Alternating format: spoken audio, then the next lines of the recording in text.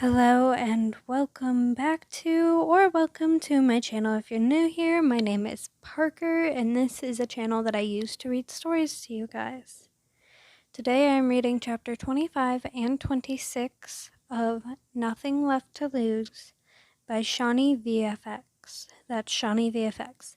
Please go and show her some love, and if you haven't watched any previous installments of this series, please either go hit the link down below and read it for yourself, or go ahead and watch those old videos.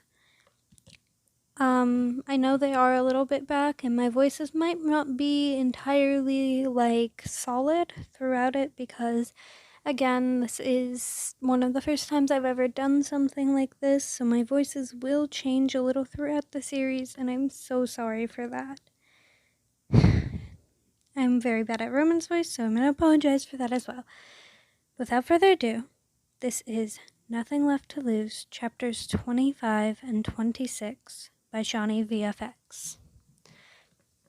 Chapter 25, Patton's Point of View, Day 24. Don't wait on it. You're a great guy, and if Logan doesn't see that, then you shouldn't waste all your time just loving him from the sidelines. Maybe Virgil's right. Oh, who am I kidding? Of course he's right. Even if it possibly ruins our friendship, I have to tell him that I like him. I've had this crush long enough to know that it's not gonna go away anytime soon. I just asked Logan about work, and now he had to be looking all cute while he talked about his day. Heck, I could barely even pay attention. His eyes just light up when he talks about something he likes, and ugh. Patton, are you adequate? You appear unfocused. He asks, snapping me out of my thoughts. He's so flipping caring. Yeah, just spaced out for a second. Spaced because you work at the planetarium. I exclaim, proud of the accidental pun. Logan frowned slightly in an exaggerated pout. Sure, his disapproval of my puns kinda hurts, but dang it, he's too amazing. I'm sure he doesn't actually hate them as much as he says he does. I pick up everyone's mostly empty dishes, abandoning them in the sink to clean later as I wait for Roman and Virgil to leave. Hey, Logan, you want to go on a walk or something? Please say yes, please say yes. All right, may I inquire about the reasoning for this? Logan asks, standing up. I shrug, not exactly wanting to say the reason. Seems nice out. Getting some fresh air couldn't hurt. Actually, with the amount of air pollution, it is quite possible. He pauses as I pout. I mean, that sounds great, Patton. Yay! I exclaimed, going to get my shoes. He slips on his own shoes and waits for me by the door. You ready? If I was not ready, then I would not be standing here, he points out. I laugh slightly as I drag him out of the apartment. Do you have a specific destination in mind? Not really. We could go to the park, I suggest. It was one of my favorite places in the city, with all the nice flowers and lights. That, and there are no spiders in the park because some rich guy pays for the upkeep of it. That is an acceptable choice, Logan agrees, and I try hard not to squeal. Then it's decided. Let's go. We get out to the park and find it mostly empty. Only a few joggers and couples are out. It's darker than I expected, and the lights are turning around us. We walk along the sidewalk, heeding the stay off the grass signs littered about and generally enjoying the scenery. I can see why you chose this park. It makes for quite pleasant scenery. I smile. Yeah. I respond quietly, not knowing what else to say. We continue walking, and I may or may not be resisting the urge to hold his hand. God, he sounds like my sister.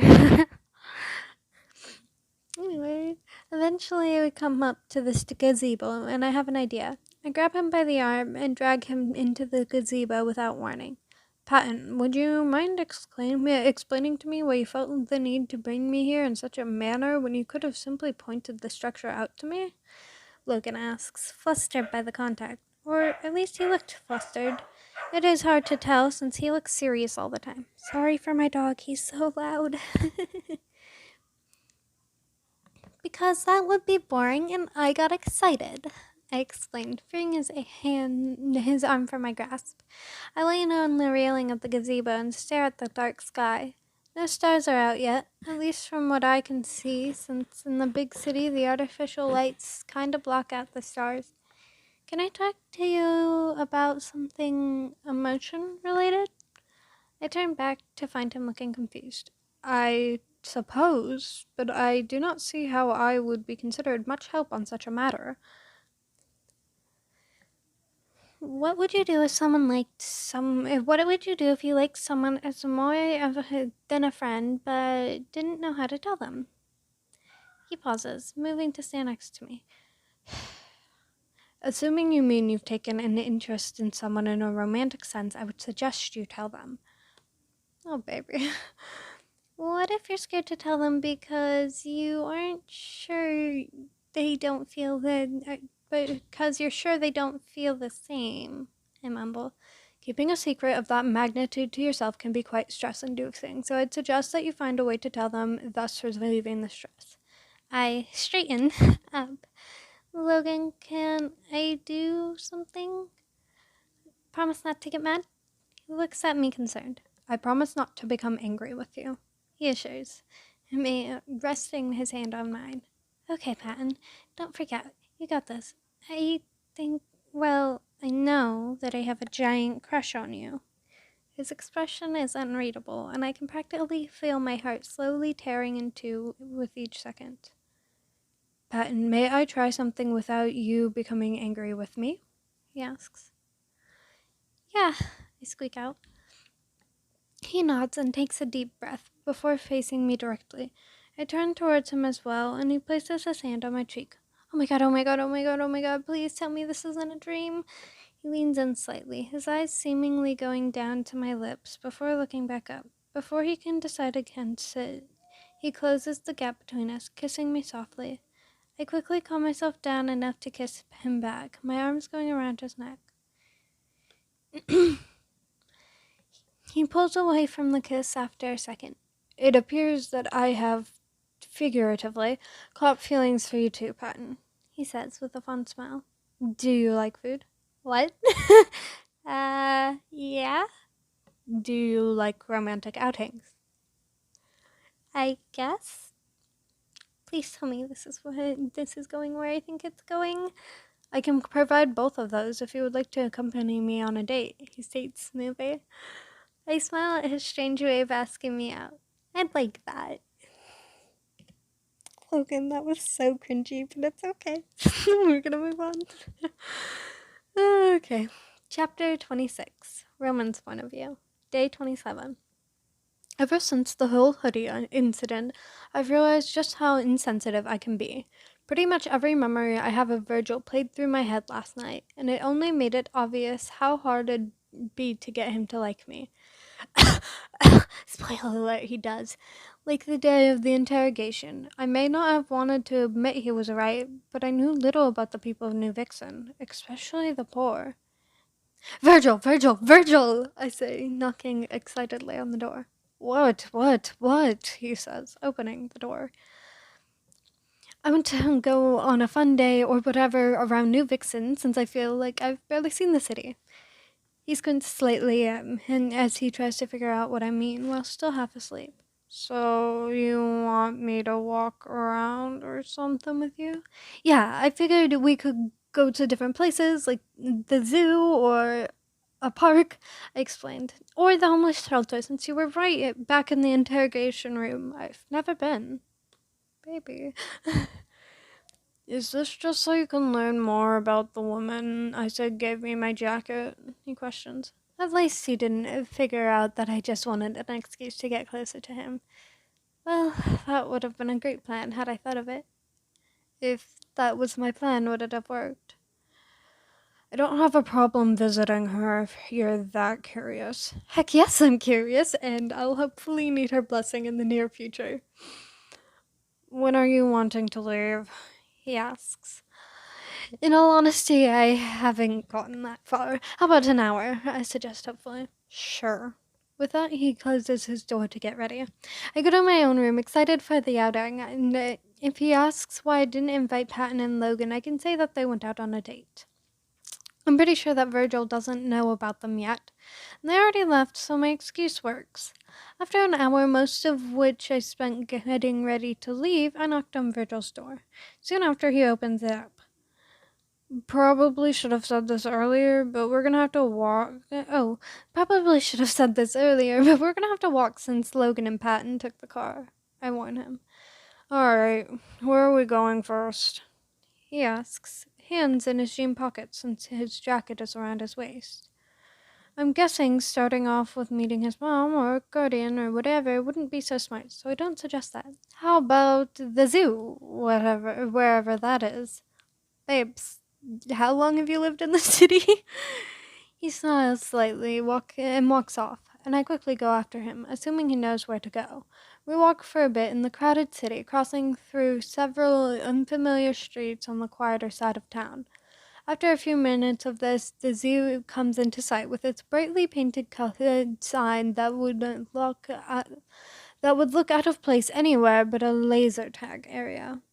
We go through the admission gates, with me paying like the gentleman I am. Virgil protests slightly, but he doesn't have a paying job to back up his argument as to why he can pay for himself. Besides, what kind of prince would I be if I invited Virgil out here and made him pay? The kind that doesn't end up with this beautiful prince, princess, or non-binary royalty. That's who. So naturally, I try to make this trip as enchanting as possible, which is hard to do when half of the interesting animals are asleep. This is why I haven't gone to the zoo since I was 7. That time my parents became very paranoid that I would sneak/fall into one of the enclosures.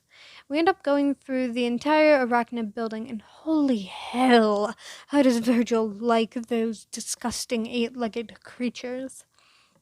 After that, I can tell we're both ready to go anywhere else. Like with the zoo, Virgil's the one leading me along, apparently already having a destination in mind. He stops in front of a small 2-story building that's smushed between a hotel and an apartment building. He silently walks into the building, and I have no choice but to follow. Hey, Virgil, you here to see Dawn? A girl asks. Yeah, is she in her room? He asks her. Should be, the girl answers before leaving. So I assume this is where... He nods. This is where my legal guardian lives. But isn't this an elderly home? We walk through the basic halls, and he stops in front of a door, knocking. A quiet but welcoming voice tells us to come in, and he opens the door to show an elderly woman laying in a bed. Colton, what a nice surprise! Who's your little friend? Little? And is Virgil supposed to be Colton? Virgil mouths just go with it at me. Hey, Dawn, this is Roman, he tells her, sitting down on the floral print chair. I smile awkwardly, standing next to him since there's only one chair. Nice to meet you, miss. She smiles. Your friend is so nice. Nicer than those other two that were... What were their names? Janice and Remus, he reminds her, looking at me afterward since he mentioned my brother. It's fine, I tell him quietly, not wanting him to be anxious because of me. Well, Roman, this is Dawn, my grandmother. I'm sorry, his what? I'll explain later, he promises quietly. Are you two dating? You hardly ever bring anyone with you, she says, looking very smug for a grandma. I see Virgil blush slightly. Maybe I do have a chance with him after all. No, we aren't, Virgil tells her. I'm gonna go get some water, he says, leaving. It seems like you two should be dating, she states. What makes you say that? I ask, hiding my own blush. Sure, I want to date him, but if she can tell, then how obvious am I? Just a suspicion. Don't mind me, she assures me, yawning. Take good care of him. I watch as she slowly falls asleep, not wanting to leave if something goes wrong. Virgil soon comes back and sees her asleep, gesturing for me to follow him into the hall. She's nice, but an explanation would help clear some things up. She has Alzheimer's, For all I know, she doesn't remember Virgil Shaw and calls me Colton, she explains. And Colton is her grandson. Why does she think the real Colton? Who does she think the real Colton is when he visits? I ask. As far as I know, she doesn't actually have a grandson named Colton, or at least I haven't met him, he admits, looking worriedly at her door. What'd you guys talk about while I was gone? I laughed slightly as I remember the conversation. Oh, nothing. I got through that faster than I expected to. I'm sorry, guys. I must be reading really fast lately. I am recording this incredibly in advance because that's what I do. I record in advance. So I'm actually just barely uploading chapters 17 and 18, I think, right now. I actually have no idea. I'm not gonna lie. I just barely posted one episode, though, like today. We are getting very close to the end of the story, which makes me very, very sad, but very excited too, because as soon as the story is over, I get to read you guys Blood Bond, and that one's probably gonna be an hour per episode, and it's only gonna be 2 chapters, because these chapters are long and very well thought out, and I love every last one of them. So I will be doing my best. I will be doing my best to get all of that through with, and of course, because school is starting up soon, I have not started school yet, so that'll tell you where I am right now, because I start school in 8 days. It is August 2nd right now. Ow, okay. My foot tensed up. But all of these stories that I read you guys are all so well thought out and planned, and I have such a great appreciation for them, and I'm so thankful for you guys liking them the same way that I like them. I really do wish that I could spend more time just like reading without having to get permission, but I do want to respect the owners of each of these stories and whatever. So I do fully intend. Sorry, I'm like zoned out. I do fully intend to continue this going, even with my, what's the word? Even with my being back in school, I do fully intend to continue uploading, but it is going to take me a while to get back on schedule, so I am doing my best to record as much as possible before school starts. So I might not react to comments, new subs, whatever. And I've been heavily considering putting in some Harry Potter fics and like fics from other fandoms, and of course I will still be doing Sanders sides, but I just feel like I am in more fandoms, and I feel like it's only fair if I read out more stories from more fandoms. And so, because of this, I'm wondering if y'all will be okay, and I will read your comments, with me spiking into Harry Potter ships, Gravity Falls ships, and I mean, I'm very likely to do it anyway, because I tend to find fics, and I need to, like, fight to get permission, so I do tend to ask permission, and then if y'all don't like it, of course I'm not gonna continuously upload it on my channel. I'll probably upload like one full story. If y'all don't like it, y'all don't like it, such as life. Sanders Sides will always be one of my main focuses, but I also am in a lot of other fandoms, so this isn't the only fandom that I will be uploading. Also, I do, if you guys haven't seen Typically Untypical, I do heavily suggest you guys go watch her. She is an amazing and phenomenal Sanders Sides tuber.